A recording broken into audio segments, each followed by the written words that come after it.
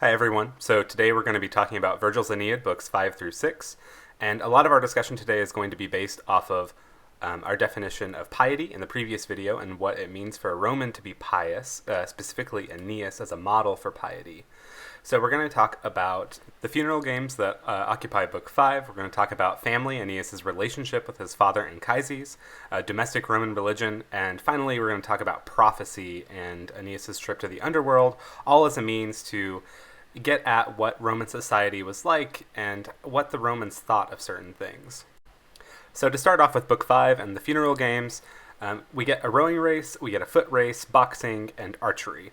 Today we're going to be focusing on the rowing race, which is really a pseudo-chariot race. So I put a picture here of the Circus Maximus in Rome, which is an arena in which the Romans would host chariot races, which were very popular with the public.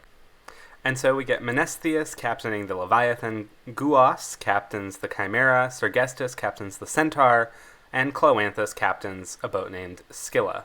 Okay, so who wins and why does he win? This is going to be the main topic for today. In the pseudo-chariot race, Cloanthus is the one that ends up winning. So let's think about why.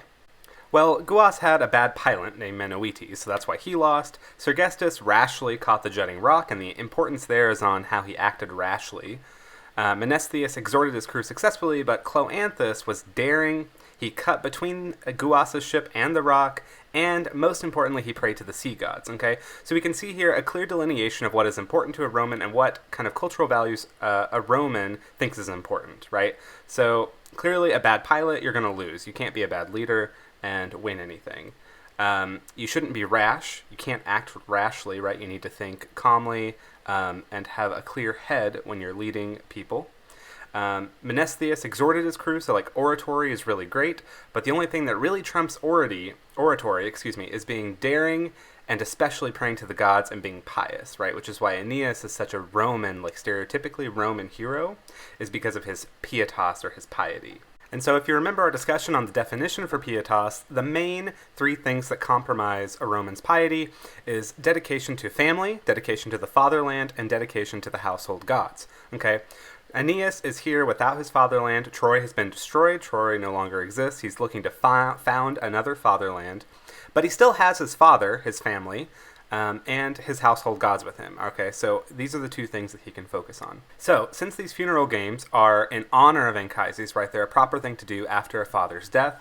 Aeneas is clearly being pious in holding these funeral games. But this also gives us pause to think about Anchises' role throughout the epic. In Book 2, the focus is on Aeneas, right? He's doing his most pious act of carrying his father and his son out of Troy, as well as the household gods. But in Book 3, Anchises serves as a real leader and advisor. He helps Aeneas interpret prophecies, including the one they get from Apollo on Delos, which is an island in the Aegean. And the household gods also visit Aeneas in a dream, which Anchises says, oh, this means you should go to Italy. But when he dies in Sicily, Aeneas is left without this father figure as a leader and advisor. But Anchises is going to show up a few more times when Jupiter sends his ghost to Aeneas, as well as when Jupiter saves the ships from being entirely destroyed. And we're also going to see Anchises in the underworld in Book 6 to help Aeneas and give him a prophecy for what's going to happen in the rest of the Aeneid. The important thing to note about Anchises' death, though, and Book 5 in general, is that it provides a real turning point for Aeneas as a character and in his role as a hero. In Books 1 through 4 of the Aeneid, we might say that Aeneas is heroically challenged, right? He has led his crew all over the Mediterranean. They've been to Delos, they've been to Crete. They've tried to found one or two colonies after Troy. All has failed. Now they're stuck at Carthage, right? And Aeneas is delaying their departure from there. And so there really emerged two leader options. Anchises, Aeneas relies on his father, as we've just said, but in the end his father ends up giving bad advice.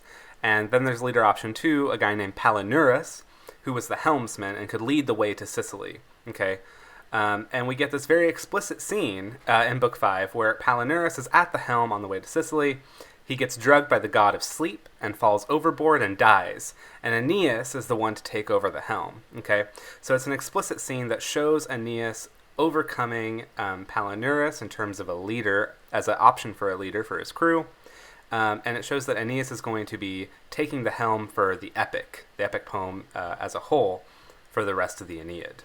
And we see this at the level of language in Virgil's poetry. The word father appears more often in Book 5 than anywhere else in the entire poem. And when Anchises dies and Aeneas takes over the helm in Book 5, he finally assumes this role of his father, called in Latin the pater familias, which means the father of the family. Okay, and so this refers to the patriarchal role of the father in terms of like family rule, family order, who runs the house. Okay, so the pater familias had lots of powers in Roman government.